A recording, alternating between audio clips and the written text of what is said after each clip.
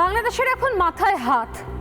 সমস্ত কিছু এতদিন ধরে যা কিছু দাবি দাওয়া সেই 5ই আগস্টের আগে থেকে হয়েছিল নাকি সোকল্ড বিপ্লব, এতদিন ধরে এতগুলো মাস ধরে যা কিছু চললো, যা ছবি দেখলো গোটা পৃথিবীর মানুষ, না জানে কি না কি বিপ্লব চলে এলো বাংলাদেশে।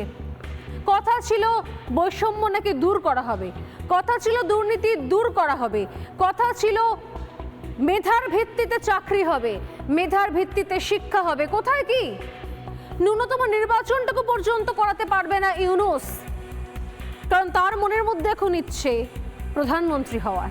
তাই যতটা সম্ভব দূরে রাখা হওয়ার চেষ্টা গোটা নির্বাচন প্রক্রিয়াকে। তাই সব কিছু ভুলে এখন এই মুহূর্তে মোহাম্মদ ইউনূস যাতে বাংলাদেশের মানুষের নজর ঘুরিয়ে দেওয়া যায়। হিন্দু বিদ্বেষ তো হলো, ভারত বিদ্বেষও চলছে, সারাক্ষণ ধরে ভারত বিদ্বেষ হিন্দু বিদ্বেষ নিয়ে থেকেও যেন মনে হচ্ছে কম পড়ে যাচ্ছে বাংলাদেশের মানুষকে বোকা বানানোর জন্য, মগজ ধোলাই করার জন্য। যা জিনিস আসতো ভারত থেকে চিনি, তা ঘুর পথে সাগরের ওপর দিয়ে ট্রাক পাকিস্তান থেকে চিনি নিয়ে এসে চড়া দামে বিক্রি বাটাও হয়েছে। প্রায় 9 কোটির কাছাকাছি ডিম বিগত 3 মাসে বাংলাদেশ থেকে ভারত থেকে ফ্রিতে নেওয়ার পরও বাংলাদেশে তার আকাশ ছোঁয়া দামে সেগুলোকে বিক্রি করা হয়েছে। দেশের রিজার্ভ তলানিতে এসে ঠেকেছে। মাত্র 3 মাসে দেশের রিজার্ভ হাফ করেছেন ইউনূস, আরও পরবর্তী 3 মাসে হয়তো সাফ করে দেবেন। কিন্তু গোটা বিষয় থেকে তো বাংলাদেশের মানুষের নজর ঘোরাতে হবে, নজর অন্যদিকে রাখতে হবে। তাই তার জন্য নতুন রণকৌশল প্রস্তুত করা হয়েছে, সেটা হচ্ছে শেখ হাসিনা। যেন তেন প্রকারণে এবার শেখ হাসিনাকে চাই মোহাম্মদ ইউনূসের। যদিও তার কথাতেই সুর মেলাচ্ছে বিএনপি, তার কথাতেই সুর মেলাচ্ছে জামাত, তার কথাই সুর মেলাচ্ছে তার বাকি উপদেষ্টা, বৈষম্য বিরোধী ছাত্র আন্দোলনের অনেক নেতা নেত্রীরা। এখন প্রশ্ন হচ্ছে শেখ হাসিনাকে দেশে ফেরত আনানোর জন্য যা যা কিছু করা দরকার এতদিন পর্যন্ত সমস্ত হাওয়ায় হয়েছে। তাই এবার শুরু হয়েছে নতুন করে তথ্য প্রমাণ জোগাড় করার কাজ।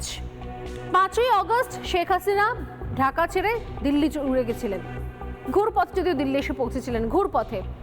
কিন্তু সে 5ই আগস্টের পর 5ই আগস্ট ঢাকা ছেড়ে দিলেন, তারপর থেকে আজ 25শে ডিসেম্বর, এতগুলো দিন ধরে শেখ হাসিনা কোথায় কোথায় দুর্নীতি করেছে, কোন কোন অ্যাকাউন্টে বিদেশি ফান্ড ট্রান্সফার করেছে, কোন কোন অ্যাকাউন্টে বিদেশ থেকে নিজের নামে টাকা নিজের অ্যাকাউন্টে ট্রান্সফার করিয়েছেন, এবং কটা দুর্নীতি হয়েছে, কোন কোন প্রকল্পে দুর্নীতি হয়েছে, তার কিচ্ছু খুঁজে বার করতে পারলো না ইউনূসের সরকার, অস্থায়ী সরকার। তাহলে করলোটা কি? কোটি কোটির দুর্নীতি করলোটা কি? এই আয়নাঘর নিয়ে এত গরম ভাষণ, আজ পর্যন্ত সেই আয়নাঘরে তথ্য প্রমাণ ছবি ভিডিও কোথায়? কিচ্ছু নেই।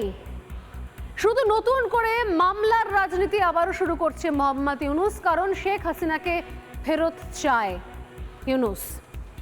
আর এইখানেই সব থেকে বড় টুইস্ট, ভারত এখনো পর্যন্ত বাংলাদেশকে সব রকমের সাহায্য করে যাচ্ছে।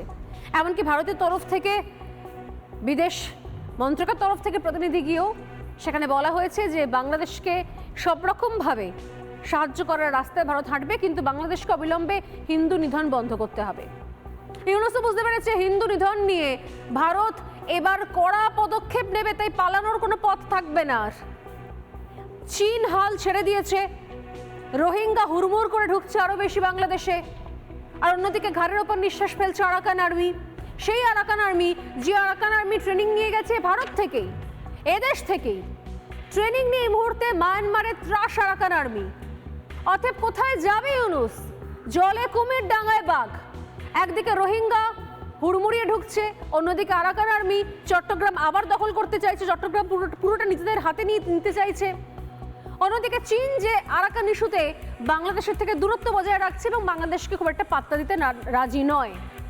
আরেকদিকে ভারত যে এখনো পর্যন্ত বাংলাদেশকে সব রকম সাহায্যের কথা বলছে, শুধু তাই নয়, বাংলাদেশের মানুষের কথা ভেবে কোনো কিছু পণ্য বন্ধ রাখেনি এতবার ধরে। এমনকি কেন্দ্রে যে শাসক দল রয়েছে, সেই শাসক দলের যে রাজ্য দপ্তর, সেখান থেকে পর্যন্ত রাজ্যের প্রতিনিধিরা পর্যন্ত, বিজেপি প্রতিনিধিরা পর্যন্ত বলেছেন যে অবিলম্বে বর্ডার সিল করে দেওয়া উচিত, একটা ট্রাকও ওপারে না যাওয়া উচিত।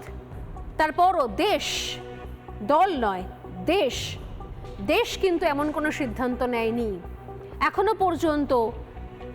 Ton ton truck, ton ton পেঁয়াজ চিনি নিয়ে একের পর এক ট্রাক যাচ্ছে বাংলাদেশে।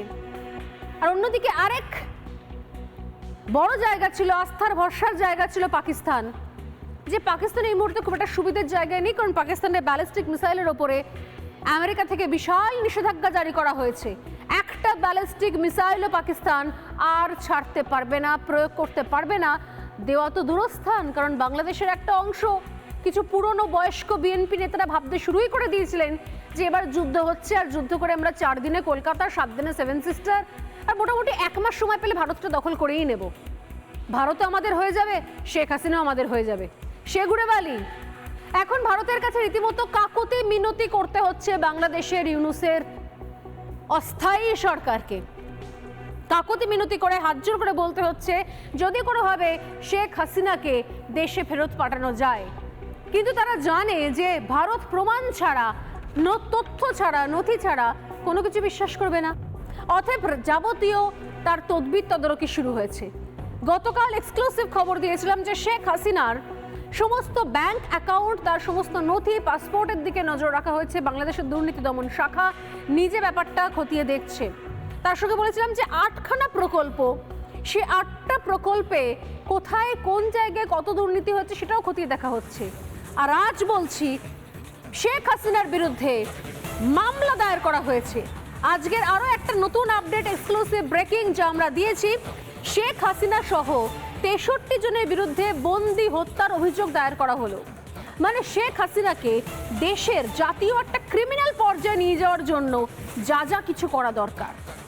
যদি এদেরকে জিজ্ঞাসা করেন যে শেখ হাসিনা দেশে যদি ফেরত আসে তাহলে করবেনটা কি, বিচার করবেন, বিচার করার জন্য আদৌ বিচার ব্যবস্থা রয়েছে আপনাদের? একটা অস্থায়ী সরকার, একটা অবৈধ সরকার, সে নাকি একটা বৈধ সরকারের বিচার করবে। মানলাম না হয় শেখ হাসিনার 1001টা দুর্নীতি রয়েছে, যদি মেনেও নিই, তার বিচারটা কে করবে? যারা এতদিন পর্যন্ত চিন্ময় কৃষ্ণ প্রভুর জন্য একটা লয়ার দাঁড় করাতে পারলো না, তারা নাকি বিচার করবে শেখ হাসিনার। যারা মুক্তিযোদ্ধাদের গলায় জুতোর মালা পরিয়ে ঘোরাচ্ছে, তারা নাকি করবে তাদের প্রধানমন্ত্রীর বিচার, এখনো তিনি প্রাক্তন পর্যন্ত হননি। আজকের যে নতুন আপডেট, শেখ হাসিনার সহ 63 জনের বিরুদ্ধে বন্দি হত্যার অভিযোগ দায়ের করা হয়েছে। মামলা দায়ের করেছে নাকি নিহত এক বন্দি, তার আত্মীয়। 63 জনের বিরুদ্ধে বন্দি হত্যার মামলা দায়ের করা হয়েছে এবং একজন যে বন্দি থাকা অবস্থায় মারা গেছেন বলে অভিযোগ, তার আত্মীয় এই মামলাটা দায়ের করেছে। আমরা জানি না যে এই নিহত বন্দির আত্মীয় এতগুলো মাস ধরে কি করছিলেন।